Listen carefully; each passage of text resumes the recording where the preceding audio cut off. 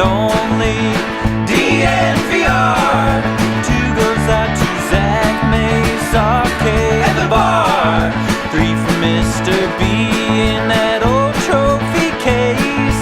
Number four we're still waiting for, well, bring on the chase. Out on the field at Mile High, Broncos win is our desire. Coupled with a break, brew and a friend, bleed orange and blue to the bitter end. Come and join us, DNVR.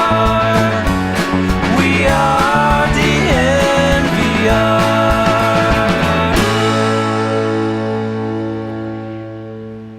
We are DNVR, and we are live from the Preseason Winners Lounge. Yes, play the air horns. Let's go. Awesome performance from the Denver Broncos, an awesome performance from Drew Lock, and a nice little response from Teddy Bridgewater.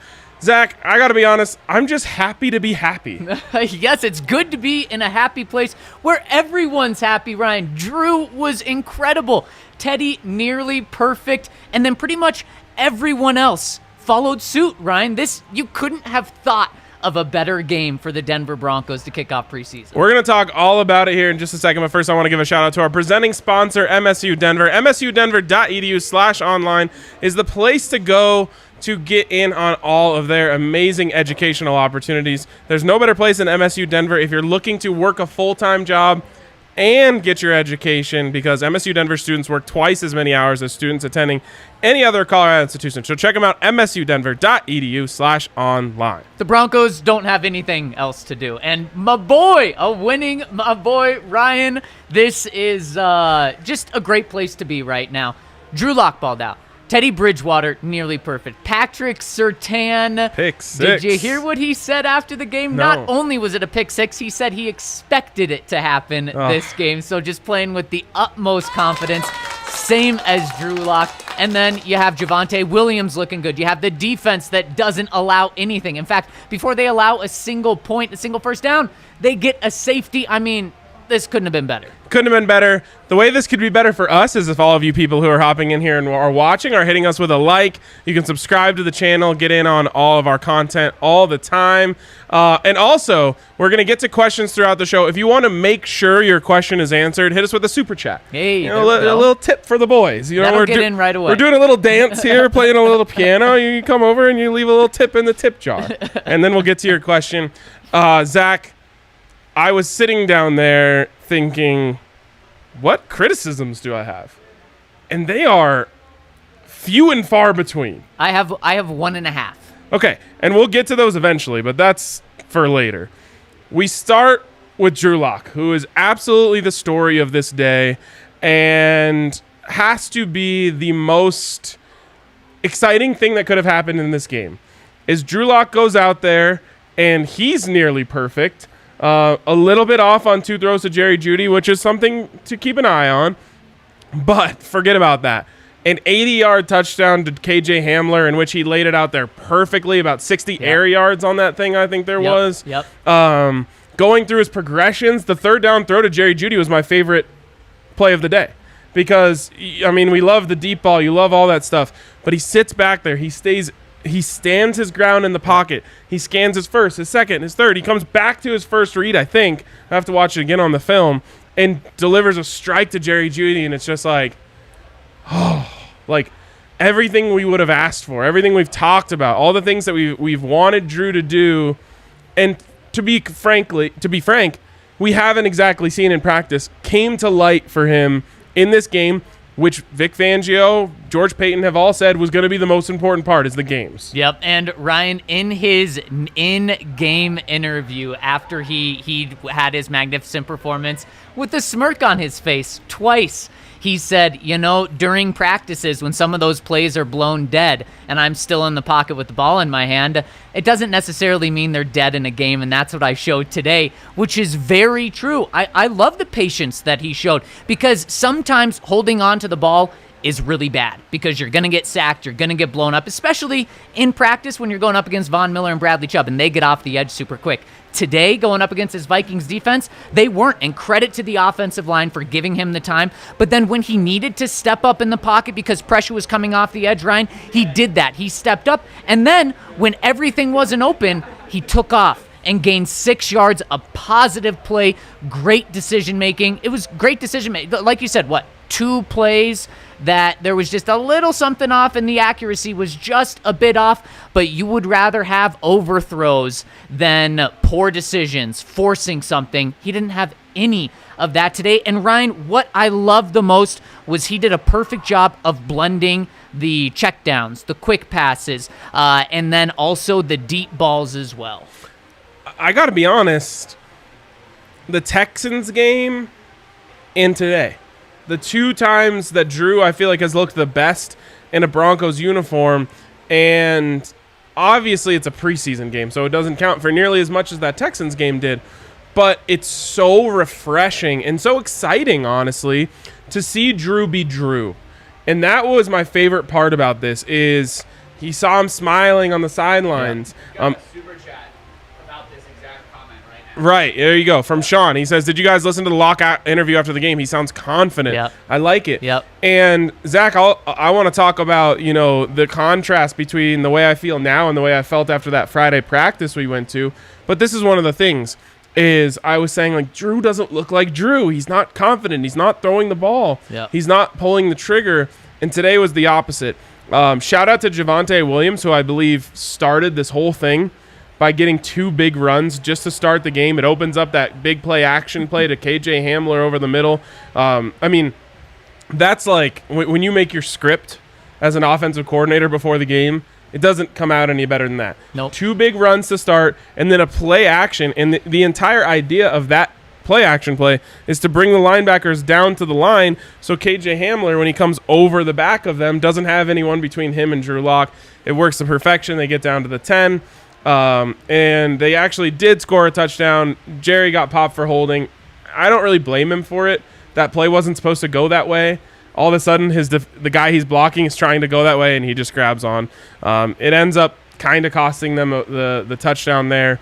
But regardless, the way that set everything up and got Drew that great rhythm throw to start things off for him, I loved. And he just built on it and built on it and built on it. And now, I hope I'm not getting my hopes up too much, but now it feels like he can build on this and go back into practice, on Monday and be Drew Lock again. Well, Ryan, we've said that this team, in Vic Fangio's eyes and George Payton's eyes, how they want it to be built is by defense. That's obviously very clear with picking Patrick Surtain over Justin Fields, and boy, did Patrick Surtain look like a top 10 pick today. And then also with the running game, and the passing game is going to be secondary, and that doesn't mean, Ryan, that the passing game has to be boring, that we're going to be watching the same offense that we've watched the past 5 years. It means exactly what we saw today. It means that if the running game is there, this passing game, while they may not throw 50 times a game, they're going to be able to have those 75, 80-yard bombs if the running game is effective. And the running game was just out of their mind today with Javonte Williams when he was on the field. He doesn't even have to be nearly as good as he was running on back-to-back first downs on his first 2 carries. If he's good, and Melvin Gordon when he's in there, if those guys are good, they rely on them, it's going to open it up for Drew Lock and Teddy Bridgewater, who both look very good on play action. And Ryan, we said it time and time again these past 2 years, Drew Lock is great off play action. One of the best in the league last year off play action. I believe only behind Aaron Rodgers. And then today, I think all of his completions came off play action, including, obviously, the 80-yard bomb to KJ Hamler. And that's just something that we know Drew can do. 6 days ago, he put the ball 70 yards in the air for what would have been a monster touchdown. Today, he puts the ball in the air 60 yards for what turned out to be an 80-yard touchdown.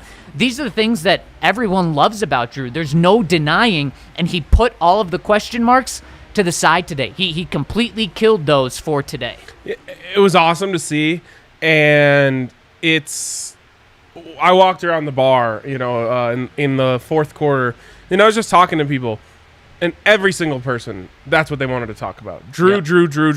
Yep. And it's so understandable from the same thing that we've been saying since we knew this was going to be a quarterback competition. The best thing for the Denver Broncos is Drew Lock clicks, he takes the next step, and he gives them a shot at having a franchise quarterback on the roster. I like the way Teddy played today. And I actually liked it a lot better than the people I talked to down there because everyone down there was like, Drew was amazing. Teddy was whatever, you know? And that's kind of the feeling that I just get from Broncos country. Teddy did everything you could ask from him. We'll get to Teddy. I kind of want to go in chronological order here and just talk about the team as a whole early in this game. Zach, what was it? Two Fridays ago, I came on this show and ripped them to shreds because of the lack of energy, the lack of urgency, the lack of excitement they had in practice. And if they come out like that in games, none of that matters. No. And also they won't be coming out like that in practice if that's how they're playing in games. Right, exactly. But they came out today like a team on a mission. Yep. They came out today like they were saying, this might be the preseason, but we have a lot of doubters. And we need to turn some people's minds around with the way we play today. They came out today like they wanted to deliver the first punch. And they wanted, like, there was so much energy, so much enthusiasm. And I just felt like they looked at the Vikings and were like, we're beating them today. And also, Ryan, they're going to need that in the regular season because it may be a little hard to get up for the Giants. Now, it shouldn't be. It Not in absolutely week one, shouldn't be in week one. But you wouldn't be crazy to say that. You know, the Giants, with Aaron Rodgers not in Denver, that game's not going to be the national game of the week on Fox. And so you could say, okay, maybe they come out starting slow. No. They can't do that. This team can't do that. Vic Fangio can't come out slow. And there were questions. Can Vic get this team motivated? Today, he clearly did. They were very motivated. On both sides of the ball. I thought they looked really well coached throughout the day. You didn't see any like silly penalties. I thought they looked really well prepared. Yeah. They had a game plan. They executed it. Now, again, I don't want to overreact on the result because the result is kind of meaningless. With the beatdown? Yes. I mean, they put their hands on their throat at the beginning of the game and just kept on squeezing tighter and tighter as the game went on. But it doesn't matter. Really, one thing I want to address with that, too, is the Broncos killed them. And some people are saying, well, Drew did it against second-teamers. Teddy did it against third- and fourth-stringers. That's true, but I'm not going to hurt Drew for that. I'm not going to hurt Teddy for that. They did what they needed to do and more. Ryan, I don't think anyone could have realistically expected a better game, not just from those two, but from KJ, from Patrick Surtain, from really everyone outside of like one guy on the team. They all did fantastic. And so I'm not going to take them down because they went against lesser competition. They did what they needed to do against the people that were out there. Right. I mean, that's all you can do. It's like when you're talking about a team that's undefeated in college football, but they play in a weak division. It's like, Right. That's not their choice. Good. So I'm not going to hear you say that about Alabama this year. Well, See? they don't play in a weak division. It's just really refreshing to see them go out and take care of business. Mm-hmm. You know, like that. I guess that's the way I would put this. They went out there and they took care of business. Right. They should have won today. They were favored to win today on the road. Yep. You know, everything was kind of swung in their favor. Kirk Cousins didn't play, et cetera, et cetera. And they went out there and they looked like a team who knew what to do when they were the better team. Yep, exactly. And Drew Lock looked like he knew what to do as well. You know, the patience that we were talking about, the taking it when it's there. By the way, Drew just said post-game that Jerry Jeudy was his third read on that play. So what's it tell you? I actually thought it was his fourth, meaning 1, 2, 3, 1, but it was 1, 2, 3. And he was in the middle of the field. So it's not like he was just rolling and only had a 10-yard window of guys to look at. He looked around the field, then ended up on his third read in the middle of the field, showed the patience, and then Jerry Jeudy does what Jerry Jeudy does. It was a 10-yard pass, and Jerry Jeudy took it 23 more yards. And that's what's so another thing that's really enticing about this team. Jerry Jeudy in the open field, scary. Yep. KJ Hamler in the open field, scary. Noah Fant, for his size in the open field, scary. Cortland Sutton, you wouldn't say is like a guy that can like shake people. A yak guy, he's a throw at 50 yards. But in like a Demaryius Thomas way, when he gets ahead of steam, Tough to tackle, tough to bring down. You gotta, and it's why a lot of people. I think if you talk to the Teddy people of the world, they're saying like, we just need a point guard Yep. to get the ball out to these guys. Yep. But again, you would prefer that become Drew Lock. Yep, absolutely. And he did a great job of it today. I guess to finish this Drew Lock first quarter and a half period, I will share my one criticism I had of him. I mean, when I say it's small, it's literally 1 foot. You put that ball for Jerry Jeudy from here to here, Yep. it's a touchdown. Right. Now, again, we're nitpicking because we have the opportunity to nitpick because everything else was right on line. Yep. But, I saw some people call it a drop. I didn't think it was a drop. He gets his arm pulled. Yeah. It could have been a flag. But the thing is... Didn't it hit the Vikings defensive back's arm? It did. So it's definitely not a drop. Right. But you could have called pass interference on the play because he grabs his arm, pulls it down. The thing is, if you put the ball here Right. and he It tries to doesn't pull your matter. arm, It's obvious. It's either obvious or he doesn't get a chance to do it and it's a touchdown. Right. And when I say it's a foot, it's really a foot. Right. 1 foot out to the outside. And I love the play call. I love the fact that Vic put him in the position.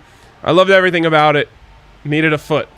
And my half a criticism, I told you I had 1.5 criticisms this game. My half criticism is throwing the screen on 3rd and long. I loved what Pat Shurmur did that entire drive, except for that. What are we doing? In the regular season, I totally get that call because you're setting up. Maybe you Field get a goal, first yeah. down, but you're getting 3 points early in the game. I'm okay with that, and I know some people even aren't okay with that.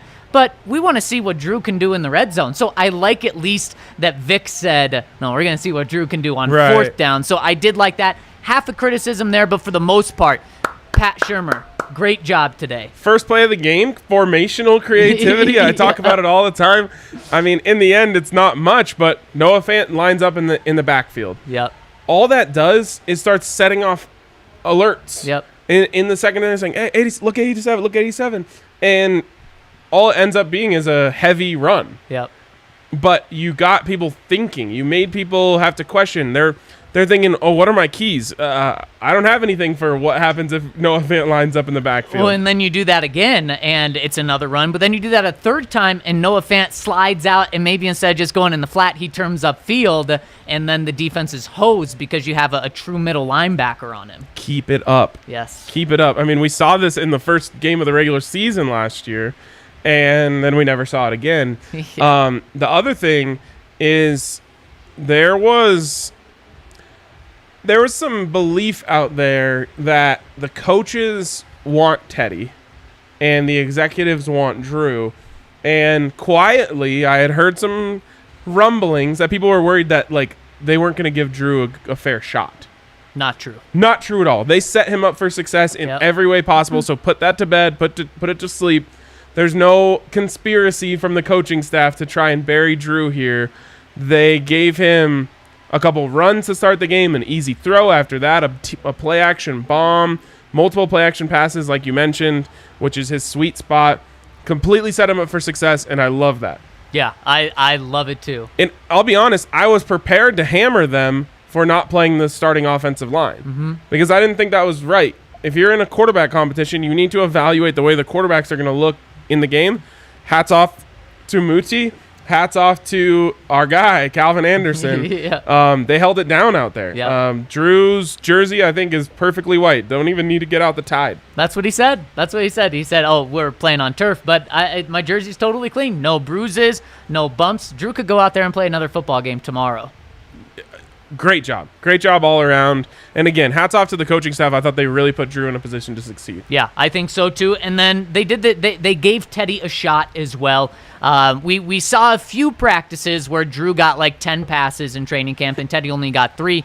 Teddy went out 7 for 8, led pretty much what would have been 2 touchdown drives. They had to settle for a field goal with that holding penalty on the run there. Again, Teddy making very good decisions. You didn't see any red zone mistakes, which we have seen from Teddy, which is very concerning. Yes. Throughout training camp. Didn't see that here. He was sharp as can be. And Ryan, you have Teddy finished with an 87.5% completion percentage. Drew with 71% completion percentage. Drew had 2 incompletions on the day, 2 touchdowns.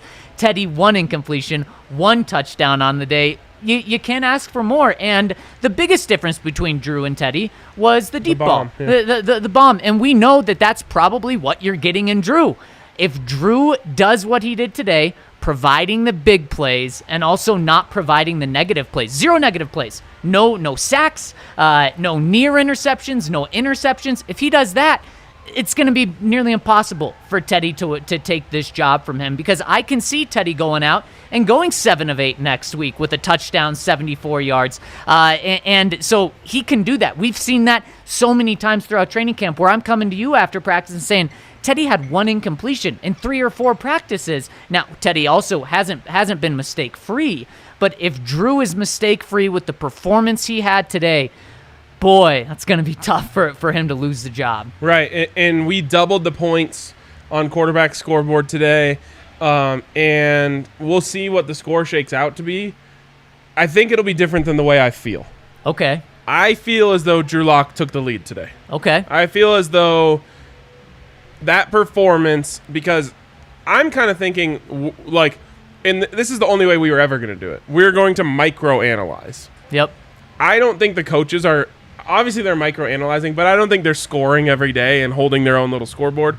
I think they're essentially saying, okay, Drew had a plus day, Teddy had a minus day. Drew had a minus day, Teddy had a plus day. And I think they came into this basically saying it was tied. Yeah. And then Drew went out and won. He took it, especially with the throw to KJ, which, like you said, was the separator. So I come away from this saying, in my personal feelings, Drew Lock is now leading the competition. You know what I really like about this game, Ryan, is over the past 2 days in joint practices, we said Drew lost the first day, Teddy kind of won it. Then on Thursday, it was Teddy really losing the day and Drew just kind of being neutral, so Teddy lost it. Both quarterbacks came out and played winning football today. Absolutely. If Drew would have had a good day, Teddy would have won this day. It wouldn't have been because Drew lost it. And Teddy comes out 144 passer rating, and he doesn't win the day. Not even in the passer rating category. Right. Not in any statistic outside of completion percentage, which just shows you that's exactly what you want. And after Thursday's second joint practice, I was saying this is worst case scenario. Neither guy is pulling away, and neither guy is taking this job and running away with it. We're at the same point today with neither guy running away with this. And would you agree with that, even though you say Drew's in the lead? Oh, absolutely. Okay, so neither guy's running away with it, and it's yet the opposite. It's the best case scenario where we could be right now. Because if you have legitimately 2 good quarterbacks, then you do have a quarterback, Ryan. It's when you don't have any quarterback, or both quarterbacks aren't playing well, is when you don't have a quarterback. So my question for you is, and I've seen this floating around Twitter, and before I get to that question, after the game, Vic Fangio confidently said it's even Steven, no separation today from today's game, which not a shock for him to say. It would have been a joke if he said that if Teddy came out and went 1 for 8 or something. Right. But because he could point to, good stats from both of them, I'm not surprised he didn't say anything. He didn't even praise Drew going into the halftime locker room. Right. And he said Teddy was also good. He doesn't want to tip his cap at all. No. Or tip his hand at all. But yeah, again, we don't know. We're not in these conversations, so we don't know where they actually stand. Yeah. I do believe that they generally think this thing is close. And I think if that's the case and you're heavily weighing game performance, then you give the nod to Drew right now. But I think there's a little bit of an internal struggle, and this is maybe a topic for a podcast this week. But that has to, if you were worried about Drew turning the ball over, you were worried about his decision making, he had to have made you feel better today. Without a doubt. Since we're gonna essentially move on from quarterbacks after this segment, let's just put a little bow on Teddy and whatever you have brewing right now. So here's my question to you, and I saw this a lot, and I have a take about it. Should the Broncos call this off after this game? A lot of people are saying Teddy should not start next week. What we saw from Drew, he needs to be the quarterback next week. Get him as many snaps in practice in the preseason as possible. Where do you lie on that? No, I could maybe talk myself into why they should do that, but it's not happening. So it's not even worth entertaining. They're going to give Teddy an opportunity to start a game. It'll be interesting to see. It's not going to be equal, I don't think, because next week I think is the week that a lot of teams are building up to. They're going to use that as their dress rehearsal. Third preseason game so sort of yes, thing. we'll see about Cortland I would assume Garrett Bowles plays. I would assume Dalton Reisner plays.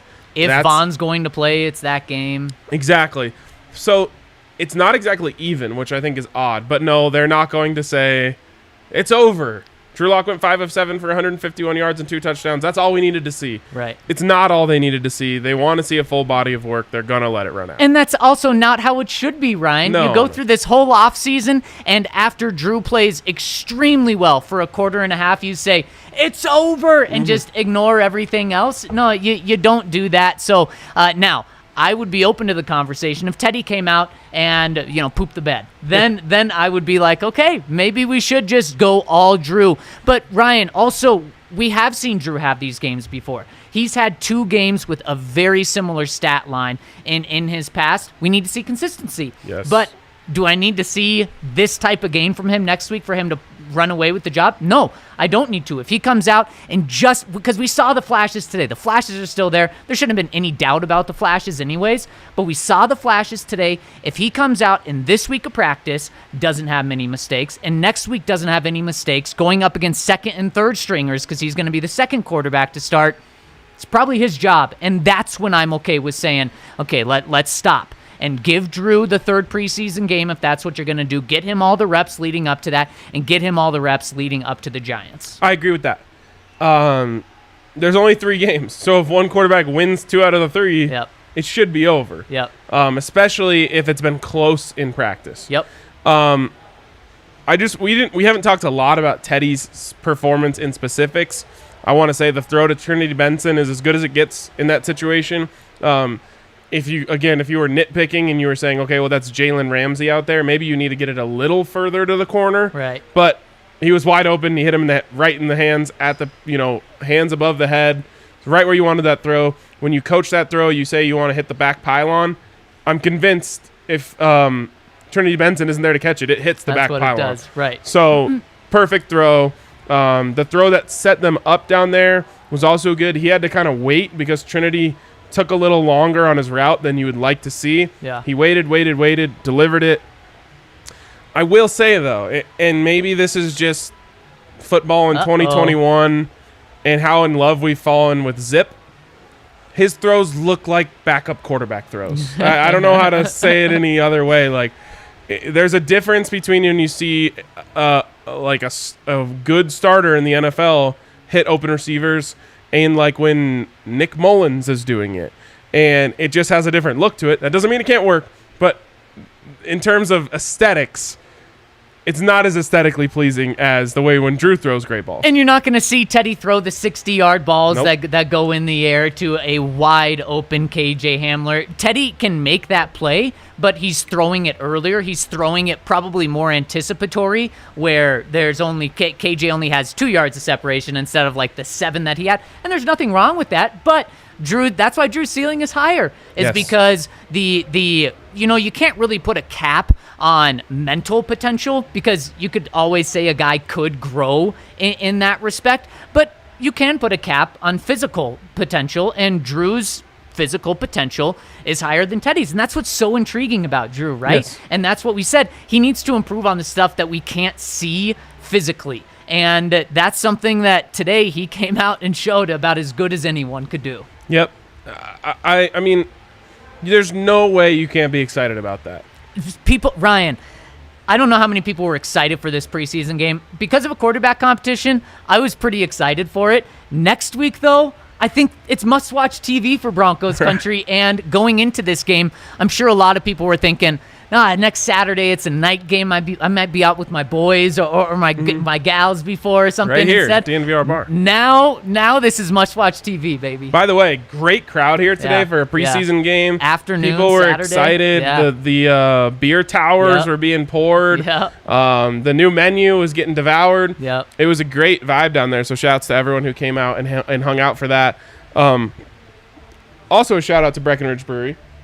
Got myself a little celebratory RK special here. You can come down to the DNVR bar at any time and get yourself a member size. I don't know if you can see like how big this is. It's a giant beer. It's the size of me. Yeah, 22 ounces for the price of 16. when you're a DNVR member. But all of those Breck brews are delicious. Maybe you're having a strawberry sky right now. Maybe you have a hot peak IPA. Maybe you're mixing them like me. Breck Lager, everything down from Breckenridge Brewery is amazing and perfect. Like, I imagine if I wasn't here working, I would have watched the game on my couch. And right now I'd be out on the porch enjoying the, like, perfect summer day in Denver. Probably like 80 degrees out right now as the sun's starting to drop. Having a Breck brew. Yeah, and I mean, speaking of perfect days in the summer, drinking the Breck brew, you want to be looking your finest. And to help you look your finest, you got to have the Manscaped Lawnmower 4.0. Especially, you're going to be confident going out on the town tonight. Drew is probably a very confident man right now, so you want to be looking good below the belt as well. And Ryan, there's no better place to go than Manscaped with that Lawnmower 4.0. And they have so much more than just the best razor in town. Check out the Performance Package 4.0. It's got everything you need, and it's so much more. I mean, they also have great care for when you're in the shower. They got the shampoo, body wash, all the 3-in-1 package there, so you can't go wrong with anything you get there. And use I'm a that big code. fan of like one-stop shops. So I'm using the body wash. I'm using the crop preserver. I'm using the cropper. I'm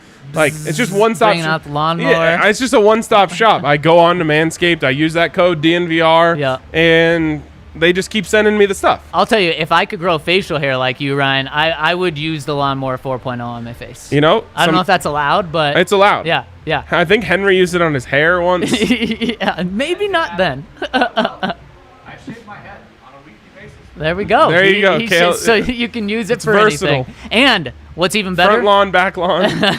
Wow. Top lawn? Like roof lawn? Roof lawn, rooftop lawn. Basement lawn, anything. And what's even better is you can get 20% off if you use the code DNVR plus free shipping. So check them out at Manscaped and use that code DNVR. All right, let's move on to the other guys. Everyone else. We talked about him a little bit, but I want to start with Javonte Williams. We will get to Super Chats in 1 second. He started the game. I really believe he's why we're sitting here in this mood right now. He set the tone for this game. And you know who's having a great day today? Who? George Payton. Yep. Because while it started off questionably, as Justin Fields had a great second half of their game, second half of his performance, really. If everything was judged on today, you would come away saying, well, George Payton won, right? Yeah. Now, again, it's not going to come down to this. It's going to probably be a 4-5 year sample size before we know if that was the right decision. But it all worked. It all came up Peyton today. Drew Lock looks amazing, so maybe you didn't need to go get the quarterback. Javonte Williams looks fantastic. A lot of people have criticized him for going too early on running back. And then, of course, Patrick Surtain, just like I said, he looked like Aqib Talib in that play. Yep. So we got to see his upside. It was a great day for George Payton. It was a fantastic day. And John Elway also looking pretty good out there with KJ Hamler just showing the potential he has, Ryan. And it's the only guy I can think of, and he's on your shirt. A little Tyreek Hill action. I want everyone to be able to see this. It's pretty good. It is. What are we talking about? We're talking about a little Super Bowl. Yeah, it's in the Super Bowl. Antoine Winfield Jr. giving Tyreek Hill the deuces. Are you allowed to wear that on this show? Parental advisory? Yeah, they put it in they put the album cover filter over it with a little parental advisory. So, but when we talk about KJ Hamler's ceiling and potential, and it's not fair to say anyone has a ceiling of Tyreek Hill because he's the biggest playmaker in the NFL, but that's kind of what you hope KJ Hamler aspires to, and we saw it today. Just someone that absolutely burns the defense, and you have to throw. Drew Lock, I can throw the ball like 20 yards downfield maybe, and I could have got that to KJ because of how wide open he was, Ryan. And that's what he does. We've seen it in training. I don't think I probably. I don't think you could have gotten it there. I was gonna say a punch, probably not even. But that's that's the potential, and he showed it today, Ryan. Yes. 2 catches, 105 yards, a touchdown. And you also love what you saw on the first pass that Drew threw when KJ caught it and then took off. Turned up the field, yep. He is so electric, and I'm scared. I'm just scared for how excited he got me about him today, knowing, touch wood, that he is injury prone. I just like want them to wrap him up, like give him like stim treatment and just like all sorts of stuff to just make sure he's 1,000% going into week 1. Like he's shown me enough. He's that guy. Yep. And it's a little bit scary because I know everyone's feeling that same way about him today, but he was awesome. Why don't we just call this segment helmet stickers? We already gave each quarterback, I think, gets one. Yep. I just gave one to Javonte. You gave one to KJ. Should we give a helmet sticker to some super chats really quick? Let's give the super chatters some helmet stickers here. Could have had a 40 burger. PS2 Javonte looked damn good. Yep. They both did. First and second round pick of both years. Looking really good. By the way, in the first half of this football game, the Broncos scored more points than any other team has scored in an entire game this preseason. How about that? 24 was the mark before. Broncos scored 26 in the first half. Look at that. I mean, just reminds you of the Texans game, right? Didn't they put up 26, 28 in the first half? It might have even been more. Yeah. I think it was 30. Wow. It was 33 the final. 31 maybe? Yeah, it was good though. Either way. What else we got? From Michael Davis, PS2 backed up the generational talent. Chatter, he's the real deal. What matchup are you guys looking forward to seeing this year? Good work, guys. I'm just looking forward to seeing how they use him. Yeah. That is a guy that has to be on the field. And how about that? I mean, he proved that he can be that outside guy. And there was no question about him being the outside guy. But, Ryan, we had a question, I believe, on Thursday's podcast saying, are you a little worried how he's going to do when he goes back outside because he's playing so much inside with the first team? No. And he showed that very much today. While there's just... You shouldn't even have the word concern when you think about him. Just excitement. And then it does make you think, Ryan, how do you get him on the outside if that's where, like, he is the best? Should Ronald Darby be on the inside doing that dime roll? Is it Kyle Fuller? And at what point do you make this switch? Jano just made a play in their preseason How game. about that? I don't know. 22 Patrick Surtains. Yeah, I just think they're not going to make that change. You're going to see them play him in that inside dime roll, and then probably as soon as next year he'll move back outside. The thing about playing inside is it's actually harder than playing outside. Now, I guess it just requires a different skill set. Think of it this way. This is the easiest way I can explain it. If you're guarding the slot, the receiver can go deep on you. He can go outside. He can go inside. It can be a slant. It can be a flag. Whatever. It can be anything. Yep. When you're on the outside, you can pretty much protect the sideline is a double team for you. Yep. And so you're knowing, okay, I just have to make sure they can't beat me inside. So extending his, range won't hurt him if he plays inside this year and then moves outside next year. No, it won't. And something we're also going to see is him have even more opportunities than he would have probably had in a full game today of the ball being thrown his way. And I love what he did on both the pass breakup and the interception, baiting the quarterback to throw to him. That is a Champ Bailey move. Yes. Because Champ Bailey would shut down the outside so much that great Never see the quarterbacks ball. would just say, yeah, I'm just not throwing it your way. That's the ultimate sign of respect. Just like Vic said, when a ref or a cornerback is boring and you don't talk about him, it means they're doing a heck of a job. And Throw offensive line in that group too. Right, exactly. And so what Champ would do was he would bait quarterbacks to throw to him by giving that, many yards cushion to make it look like the receiver's open, to make the quarterback forget that Champ Bailey's on him, but he's reading the eyes of the quarterback the entire time and makes that jump. That's what he did on the pass breakup, which was perfect because he timed it perfectly. There was no defensive pass interference there, and there was also no chance that he was going to catch the ball. And then on the pick, I mean, come on. He might as well have been the intended receiver there. So my favorite part about it, and my favorite part about scouting Pat Surtain, is his arm's length. Yeah. Like, if you just look at him stand with his arms at his side, you're like, those are abnormally long arms. And he's 6'2" on top of that. Right. And the way that he just, it's not as if he, was in blanket coverage the whole time and there was no window there.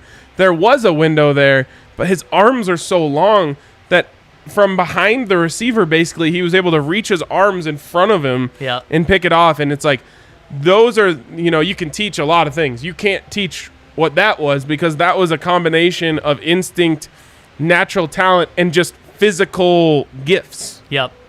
Incredible. And you're right, Ryan. He has it all. The mental, the physical, and the confidence. Like I said, he said going into the game, he knew that was going to happen. Now, How many times is he going to say that in games? Is he going to have one a game? One a game. I mean, this is just so much fun, and I'm so happy that he got to go out there and play a lot. At least with like the first group, he's a beast. And Ryan, there's nothing that I wouldn't feel comfortable of the Broncos asking him to do this year. That's just how good he already is, and he never looked like it was too big for him. Nope. So I guess that's a helmet sticker for him. I want to give one to Caden Stearns. He's had a great camp. Yep. I love when players who have a great camp then translate into a preseason game. Yep. Because sometimes it happens the other way where some guy you've never even noticed at practice has a great preseason game. You're like, okay, I guess this guy's on my radar now. Or the guy that's had a great preseason or a great camp has a bad game, and you're like, okay, well, now what? Right. Great camp, and then it just pops on film for him in this game. The word I use with him is electric, and it's the only word that comes to mind every time I watch him play. He absolutely flies. Yep. He just flies around.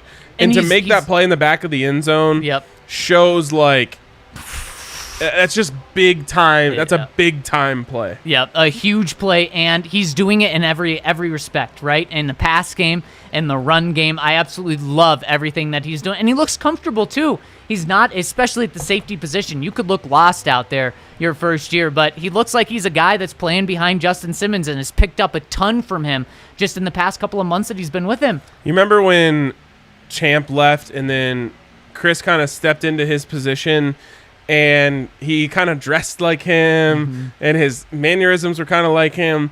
I feel like we're working towards that with Justin. Now, not that Justin's going anywhere, but like even the way he dressed, the way he had like the longer shirt coming out from under, I was like, he's like Justin's little mini-me. Yep, he is. And Ryan, I'm going to give a helmet sticker to another defensive player that's young, and that's Justin Strnad. He looks so comfortable out there. Just a word we keep using, which is credit to the coaching staff on both offense and defense.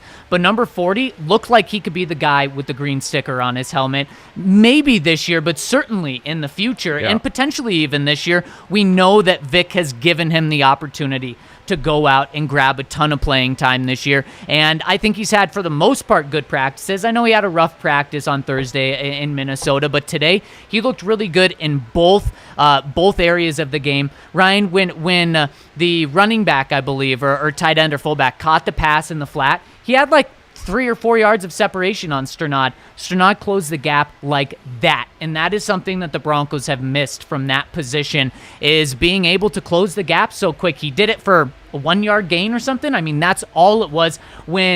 If that's a slower inside linebacker that the Broncos have had in the past, that turns out to be a first down because it ends up being a safety that has to come up and get him. And then in the run game, he was looking really good, flying downhill. We know he can pass rush up the middle, and it looks like that's going to translate to being able to stop the run, and that's going to be so big for Vic Fangio to run his dime, is to have Patrick Surtain there, a bigger guy, and then Justin Strnad, and be able to get good run support out of those guys. Yeah. You said something about a safety net, something about safety. How about Shamar Stevens creating a safety against his former team? Yeah. And the replay was better than the play. Yeah. He was doubled. Yeah. And he just sent those guys backwards. Yeah. That was awesome. And then I'm just going to rapid fire a couple other ones here. Calvin Anderson and Tani Muti also get a helmet sticker. Those guys were, like you said, if you don't say their name, they did great. Yep.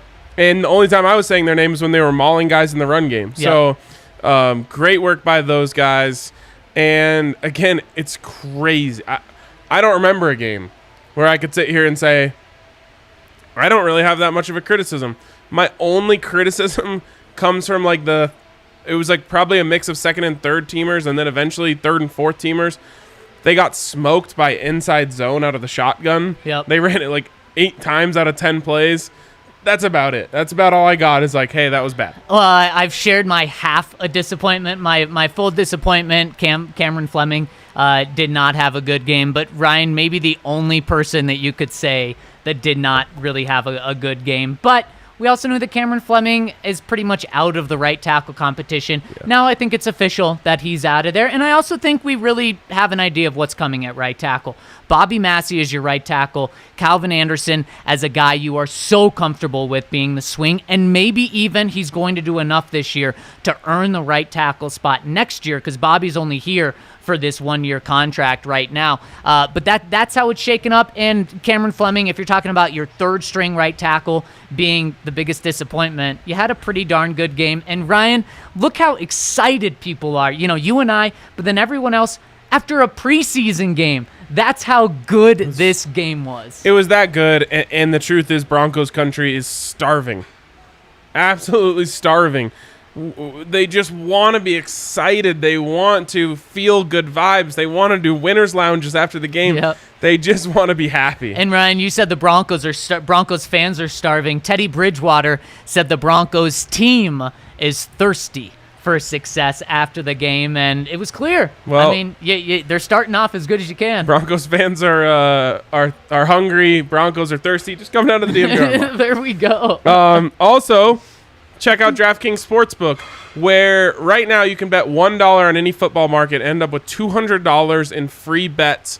And those are going to be paid out in 8 $25 free bets, which I like better because sometimes the sportsbooks will do promos where they give you a $200 free bet, and you're like, oh, God, what do I do with this one single bet? Yeah. It can be a little bit intimidating, but they're going to give you eight $25 free bets for you to use to build up your account right when you get started. It's a great deal. You want to get in on this for football season. They just introduced the same game parlays, which are going to be there for football season. So today you could have parlayed 2 Drew Lock touchdowns with 1 Teddy Bridgewater touchdown with a Patrick Surtain pick 6 and, had yourself one hell of a day if you were feeling it. But those are going to be really fun to play along with. So make sure you check out DraftKings Sportsbook. Get in on that deal. It's going to be a great season to be in on it. Of course, you must be 21 or older, Colorado only. And by the way, you can also use the code DNVR for a $1,000 sign-up bonus. Like I said, 21 or older, Colorado only. Bonus comprised of a first deposit bonus and a first bet match, each up to $500. The deposit bonus requires a 25x playthrough and restrictions to apply. See DraftKings.com/sportsbook for details. And if you have a gambling problem, call 1-800-522-4700. And Ryan, speaking of DraftKings, we're going to get to our DraftKings King of the Game in just a couple minutes, but I want everyone in here to tell us who you think the King of the Game was. Was it Drew Lock? Was it Teddy? Was it KJ Hamler, Patrick Surtain? Let us know in the comment section who you think it was. We've already picked ours out, but I'm curious if you guys have different ones. And before we get to that, also got to tell you about our friends over at Solace Meds. Man, what a time to celebrate, Ryan. After all the excitement, maybe you need something to keep the night going in a fun way, and you can check out our friends over at Solace Meds. And an awesome thing about Solace Meds is they've got some awesome deals right now in the month of August where you can get Dixie Elixirs 2 for $30, Spectra 20% off, Ripple 25% off, Silver Shelf Flower 15% off, and Connoisseur Shelf Concentrates 15% off. And here's the big kicker. Use the code DNVR20 and you'll get those deals plus 20% off your order. So make sure to check them out. Also, go to solacemeds.com. That's SOLACE meds.com to get that 20% off by using the code DNVR20. And finally, what do you got going on next weekend?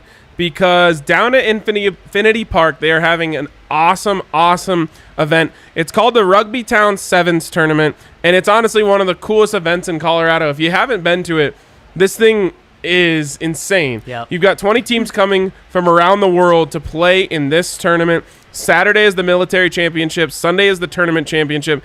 This year they're also doing an esports tournament with military teams in addition to 3 days of rugby. There'll be a huge tent with vintage video and arcade games. It's really a cool thing they've got going down there. And Colorado, like, low-key is one of the big-time rugby capitals of the United States, and especially in Glendale. They call it Rugby Town for a reason. It's a really cool event, and tickets are super inexpensive. It's $15 per day or $25 for a full weekend pass. Kids 12 and under are free. It's a really cool, like, if you don't have something going on next weekend, you want to just go be outside and have a great time, perfect thing to do. So go check it out. Rugby Town Sevens Tournament. You can go to Rugbytown Sevens, that's the number 7s.com to get your tickets and get in on that. It's going to be a blast. Yeah, it doesn't interfere with the Broncos game either. You can do it all. All right, Kale, what have the people said? Who is their DraftKings King of the Game? I think Drew There it is. Lock. That's there we our go. king of the game. Yeah, he is our king of the game. It has to be Drew Lock. Look, so many people had a fantastic game, but Ryan, we're talking about an almost perfect passer rating. He went deep. He had the touchdowns. He did not have the mistakes, and he could have easily gone 3 for 3 in touchdown drives. Yes. Again, 1 foot away in terms of ball placement, but we're not going to hammer him for that. I do wish it just happened just so we could also be talking about Jerry Jeudy today. Yeah. Because he's also going to be huge for this team this year. And it's easy to forget who wasn't out there for the offense. To me, that's the most impressive part of this Drew Lock performance, is he did it under less than perfect circumstances. Now, you also acknowledge the fact that it wasn't the starting number one defense for the Vikings. Yeah. But it also wasn't the starting number one offense for the Broncos. No Melvin Gordon, no Cortland Sutton, no Garrett Bowles, no Dalton Reisner. So you kind of balance those two things out, and if it didn't work out great, there would have been a built-in excuse for him. Mm-hmm. Didn't need it. Not even a little bit. Drew, not only does he look like Drew Lock in terms of his confidence, his swagger, he also has lost a little bit of the baby fat off of his face. I mean, just little things like that where you can see him growing up right in front of us. He categorized that, literally, his words, not mine, is he's gone through puberty now. Oh, and God. he said he's starting Football to grow puberty. some facial hair and stuff. The facial hair part, I think, was false. That's like me saying that I'm growing facial hair. Not true. But, Drew and I just exited puberty, and we're playing some good football. Yeah, one of you is playing good football. Yeah, it's awesome to see. I think if I could have chose anyone before the game, you said, what's the best case scenario? This guy wins king of the game. It's definitely Drew Lock. And next week, even though Teddy's starting, Ryan, the best case scenario is that it's Drew Lock again. And then third preseason game, maybe he plays so well next week that we're talking about it being Brett Rippon or something, because Drew Lock isn't even playing. That's how decisive we want this thing, because that's the best case scenario for the Broncos, and it's been the best case scenario for the Broncos since they drafted him in the second round. People who think that we're Drew haters or have no idea what to do with themselves while watching this episode. No. It's a perfect scenario, and you had talked about last week. There's a dark path for Drew here where it doesn't work out for him. Then Teddy balls out against the twos. Then Teddy looks good against a worse Seahawks defense. And it's over. That's gone. And in fact, now all the pressure's on Teddy next week going up with the ones. He has to match Drew's performance with the ones. And if he doesn't, then Drew is up against the twos with a lesser path of resistance to basically go out, look awesome against the twos. And yes, you're going to have the twos on your side as well, but he's a starting NFL quarterback going up against a second-team defense. And Teddy, if he doesn't go out there and look great, there's a chance Drew goes and carves up some twos, and it's over. Yeah, and twos for the Seahawks are more like fours compared to everyone else. Especially in the secondary. Trending in not the right way in terms of twos and fours. So Drew has a huge opportunity to do that. And you know what? If Drew's playing this confident, which there's no reason he shouldn't be, he's going to be looking deep and wanting to be taking those shots. Trinity Benson. If they're there, yes, Trinity Benson's going to be balling out. And Ryan, something Drew also did today that's going to be huge for him is he bought himself a lot of leeway, at least in my mind, in practices this week. Drew doesn't need to go out and be throwing deep. He can be Mr. Checkdown as long as there's no mistakes, meaning interceptions in practice, or, he's not wildly inaccurate, going 50%. He doesn't have to complete big plays in practice against this Broncos defense. To me, now, is this the ideal scenario? No, I want him to go out and still complete big plays. But if he goes out there for 3 straight practices that they have, Tuesday, Wednesday, and Thursday this week, and throws 65% completion, and most of them are for 5 or 10 yards, no interceptions, maybe, 1 touchdown thrown in there, then he can have then next week go out, have the 1 or 2 big plays, and this thing's probably over. Yeah, absolutely. And again, that's how big this performance was for Drew Lock. Yep. I never pass up on an opportunity to be critical of the coaches. I also want to make sure I heap praise on them when it's right. We talked earlier. I loved the way they set up Drew for success. Yep. I also thought they managed the time in which they pulled each quarterback perfectly. Yep. Drew goes out there, leads a great drive. Fantastic. Everything's beautiful. Get him out of there. Yep. make sure he ends feeling like we're all feeling right now. Right. Teddy Bridgewater goes out, leads a touchdown drive, get him out of there. Yep. I thought that was a really well done, because it's easy to be tempted to say, all right, Drew, go follow it up, you know? Right. And I thought it was just perfectly well done by them to say, all right, get these guys out while they're riding high. Let's get them feeling good going into practice this They week. did a John Elway and Peyton Manning style. They, Right. they let them both Let go 'em out on some top. dubs. Yeah, exactly. That's on the thing. Yes? Got a very illustrious guest. Oh, How about that? You guys. Wanna bring him in? is it Peyton Manning or John Elway? Oh, it's Andrew Mason. What's up, Mace? Hey guys, hey, all smiles today, all smiles. I mean, both guys did well. Drew had the splash play. Teddy did well in the red zone, which has been his problem. And the thing I like, guys, is, Drew mentioned it earlier, and I asked him about it. That I love the pass to Judy where he gets to his third read, finds him sitting there 10 yards beyond the line of scrimmage. The kind of play that Drew didn't make at all last year, really. And I like the way Teddy made good decisions in the red zone, something that's been a struggle point. Well, the thing is, for both of these guys, they're against backups, and I'm sitting here. It's a good game, but I also can't divorce what I saw Wednesday and Thursday from these guys, from what I saw again when they went against first teamers, from what I saw today. Can we boo? No.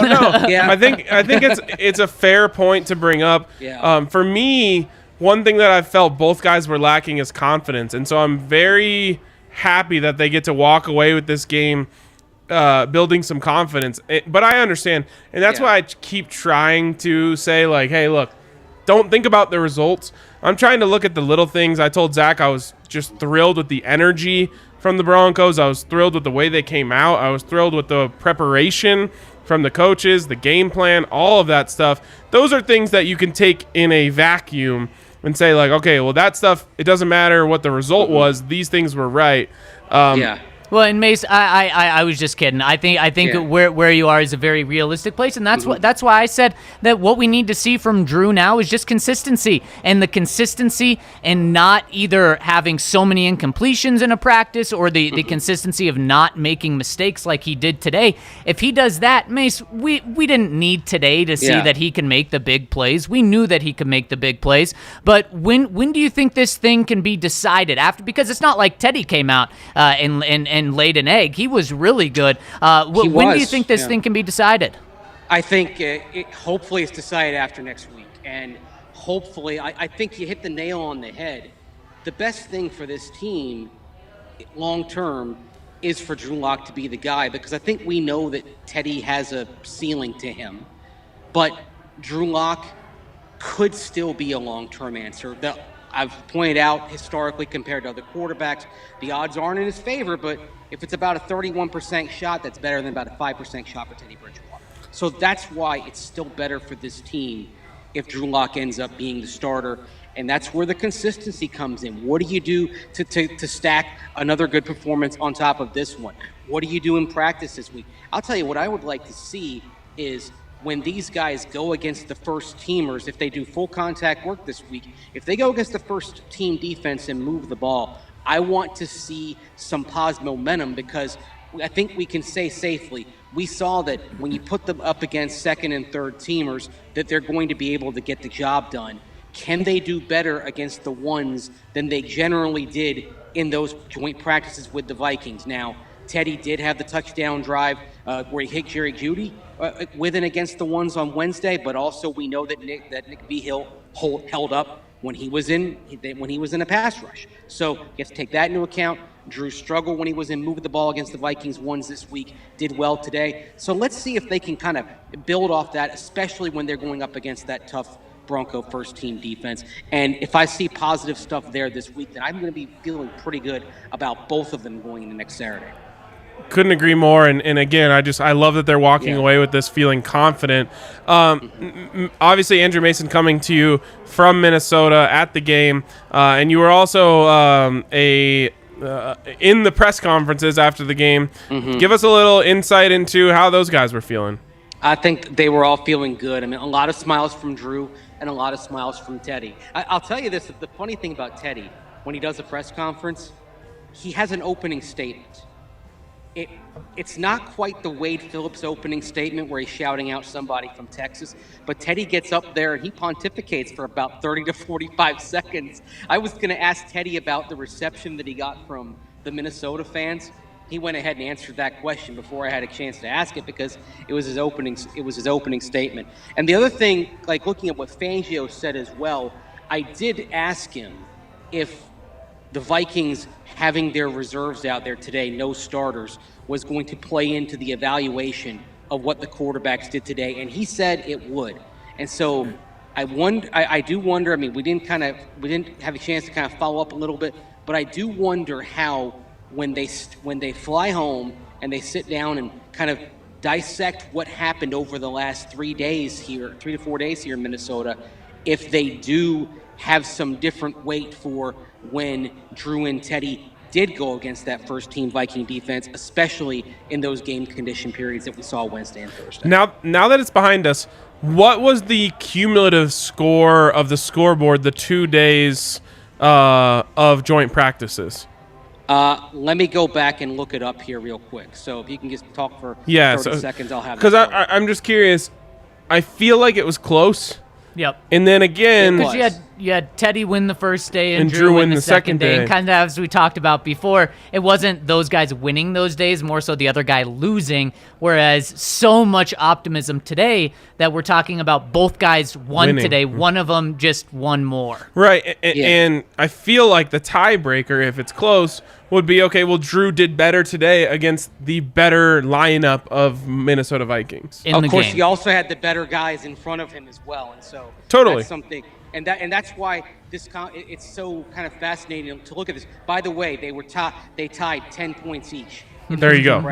It was 6.5 to 3.5 each day, and you'll be able to read my score for today at the DNVR.com when I get the story up after this show. But but as well as Drew did, Teddy did what he needed to do as well with what he had to work with. And, both of them had touchdowns that were taken off the board, although with Drew it was a touchdown run for Javonte Williams, and that drive ended in no points. Teddy had a touchdown run taken off the board, but still good things from that. I think if we're talking about any negatives here, I'll say this on the fourth down slant that was at the goal line, Drew did, pardon the pun, lock in on Jerry Jeudy. And it was a play that was pretty easy for the corner to read. I thought it was borderline interference there, the way he kind of had his arm around Jerry Jeudy's waist and then made the pass defense with the right arm. That's sometimes gonna get called, sometimes isn't gonna get called. But that is one thing that I still want to see Drew get a little better at, is not staring down the man that he's throwing to. It's funny that you talk about that play, because that was my one criticism of Drew. It actually wasn't that, though. In fact, before the play, I was sitting down there with Zach Bye and some other people, and I said, here's what you do. You line up, you isolate Jerry Jeudy out on the side, and you let him beat his man, and you throw him the ball. My only criticism, Mace, was he just didn't need it. He needed to get the ball about a foot, 2 feet more out in front of Jerry so he could use his arms to kind of box out the defender there. It probably should have been interference. They didn't call it. A lot of times they'll let him hand fight down in there anyway. It was a very minor. He missed the location on the ball by just a little bit. Mm-hmm. Yeah, it's one he'll want to have back. But hey, it's probably good that it wasn't perfect for both of these guys, because then they've got something to build off of and then hopefully grow from when they get to this week and then on to next Saturday in Seattle. So, I mean, we can, I think we should have context on what they did today, but let's not be negative about it. Today was a really good day for both of them, and especially coming off of the issues that both of them had in those joint practices. They needed today in the worst way. Mace, we had Vic Fangio very confident and happy after the game, saying that this was still an even Steven competition. Mm-hmm. What else do we learn from Vic after the game regarding quarterbacks or other people? Well, I mean, just kind of touch on some injuries. Trey Marshall's got a sprained ankle. Levante Bellamy's got an ankle injury as well. I mean, Marshall, I think at this he didn't specify the ankle injury, so you hope it's not a high ankle sprain for Trey Marshall, because that you're talking about multiple weeks rather than hopefully just 5 to 10 days or so. So keep your eye on that. I did think even with Marshall going down, I was impressed with what I saw with the safeties. Vic didn't really get into that, but both Cade Stearns and PJ Locke had some good moments, and we know about that hit that Stearns had down there in the end zone as the receiver was kind of bobbling and trying to bring it in. So, Vic kind of said what he said about the quarterbacks. He said it was even Steven, and you know what? Obviously he's kind of got more context than we do because he knows what they're working on, but I do think, and I know it's driving fans crazy that he says even Steven, but I think there's a lot of merit to what he said when you step back and look at the bigger picture, especially the bigger picture of the last 3 days of work. To be honest, though, I think unless they had already decided the starter, he's going to say even. He's going to say even Steven every day until they have their answer, regardless of what's happening. Until he says, "Oh man." Vic's not a good liar, though, guys. That's the thing. Like he sometimes. The thing about Vic is sometimes he reveals more than he should. Like you wish that when he talks about, he didn't really see the fight, Bradley Chubb, you wish he would actually say something about it rather than just kind of being honest to a fault and saying that he didn't see it. So I think that's one thing with Vic is that I don't think he's as capable as a lot of other coaches of BS. Well, I think, and he also is he wants those guys to go out and take it. And I think I truly believe Drew has that opportunity now. After the way he performed today, the way that it's going to work out next week is he's going to have a really bad defense to go up against when he's getting the 2s and 3s of the Seahawks. If he goes out there and he makes a couple big plays again and he puts out a 150 passer rating again, I think they're going to be comfortable saying at the end of that game, he's our guy. Well, and really quick, Ryan, but one thing, though, sorry, Zach. It's a shaky defense, but it's a pressure defense. And one thing that Drew really didn't deal with today was pressure. And the Vikings didn't blitz them. They only kind of generated pressure once, and Drew took off and scrambled.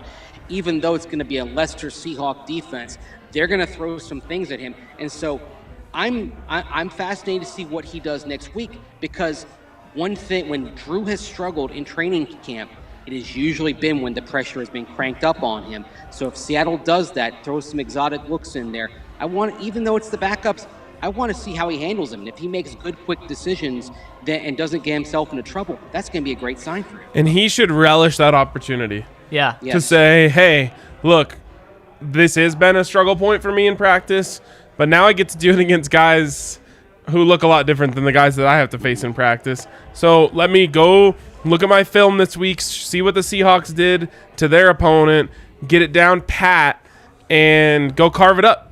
And one of the things he said this week was he realized in the NFL you don't have to play hero ball. The game isn't on your shoulders every single play as a quarterback. And he showed that today. He threw it deep when it was there to be the hero, to get the huge play. But then he also went to his third read and found Jerry Jeudy for 10 yards. Let's say Jerry doesn't turn that up for 23 more yards and gets tackled right there. That's a big-time winning play. On 3rd and 4, you get 10 yards, you pick up the first down. That's a great play. But then he let Jerry take some of the burden off his shoulders by turning it up for 23 more yards. And that's what we need to see. And what I loved was Drew went out and played and had a performance to run away with this thing. That's what he did today. He pulled away. And then just the next quarter and a half later, Teddy said, no, you're not running away with this thing, at least for this week. Yeah, it reminded me of like a Sunday at a major golf tournament where a guy pipes one down the fairway and the next dude stands up there and he pipes it down the fairway and you're like, wow, this is great. Yeah. It's funny to talk about because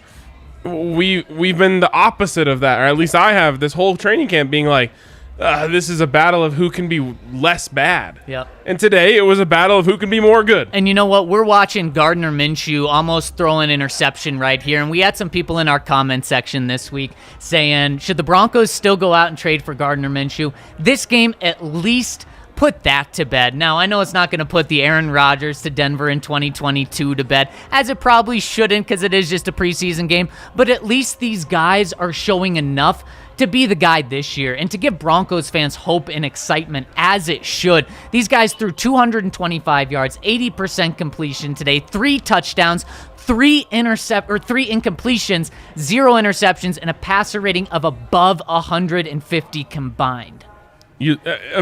Just great. Everyone's going to sleep well tonight. Broncos Country's going to be in a good mood at least until Tuesday, but probably until next Saturday. Tonight's going to be a fun night in Broncos Right, Country. and the funny thing is, a lot of people who don't follow the day-to-day, because not every Broncos fan follows what happened at every single practice. How dare them. They're feeling great. Yeah. They're like, oh, we're good. We got a quarterback. We got 2 quarterbacks. Yep. All right, Mace, anything else you wanted to touch on before we let you go? I mean, it's all about the quarterbacks. I mean, that's kind of where it is. I mean, you're happy with how KJ Hamler fared today. Mixed bag for Jerry Jeudy. You don't like the hold there, wiping out touchdown at the goal line. Javonte Williams, it was his showcase early, and good to see what he looks like at full speed, able to run hard, able to run through contact. Nervous when he went in the air, but came down okay. And then I was yelling, not in the preseason, not in the preseason. No. And then, I mean, the other thing that impresses you, again, it's 2s versus 2s basically, but the second team defense, there was absolutely nothing that the Vikings could accomplish against the Broncos' second team defense. Pat Surtain should not be out there with the second team, by the way. Seen enough. But when you see guys like Shamar Stevens, Deshaun Williams getting pressure up front, Justin Strnad, I thought, had a hell of a game, both in terms of supporting the run in the box and also in coverage. A lot of good things depth-wise from Broncos defense, too. All right, Mace, we will let you go work on that quarterback scoreboard. We'll all converge and come up with a score, and you guys can read that on the DNVR.com later today. Enjoy the rest of your time in Minnesota, and we'll see you soon. All right, see you guys this week. Take care. See you, Mace. All right, there he is, Andrew Mason from Minnesota. We're always on the ground wherever the Broncos are. And you know what's so fitting, Ryan? Put On For My City Yes. just came on in the bar, and that's Drew's song. it's Drew's song, and that's exactly what the Broncos did today. That's so funny. I was like, I was listening to the song. I was like, why is this song notable to me? It didn't immediately pop into my head. Drew's day, Drew's song, king of the game. He got it all. Let's finish here by just getting to a couple of your favorite Yes. comments there. Kale, do you have any saved up for us? When he's pulling those up, if you guys would hit us with a like and subscribe on our YouTube page and alerts, because we're going to be going live after each and every game. And Every also practice up after until every then. practice. Up until then as well. You're right. Yeah, we love doing these post-game live shows. It's always fun when they win. It's always a nice venting session when they lose. And We're always here for you. today for me was like a lesson in expectations, because I walked into this game being like, this is going to be awful. Not even necessarily from like a Broncos standpoint. Oh, what a catch. But more from like just a preseason football. Preseason football generally sucks. Yep. Like I said, no team had scored more than 24 points in an entire game heading into this game. So I had such low expectations for the excitement level. And I was hoping like, oh man, I hope the people who come out to the bar have a good time, and everyone who came out had a good time. The game was fun. Yep. My expectations were blown out of the water, and I'm going to have a great rest of my day because of it. It makes me nervous for next week, though, because everyone's expectations are going to be high. Everything just leveled up. I loved what Mace's point, though, about how they're going to see a different look next week. Mm-hmm. Like, they're going to see a different style of defense, a lot of cover 3, which, again, opens up different opportunities for you, more pressure, more variable looks. That's a good thing. Yep. And like I said, Drew Lock should be relishing that. If I were Drew Lock, no joke, I would hit the film harder this week than I ever have in my career. Because he has a chance to end this. It's right there for him. Yep. I really think he does have that opportunity. Now, maybe not everyone feels that way. I think it'll be interesting. I haven't exactly scrolled Twitter, read everyone's take on this about the rest of the Denver media.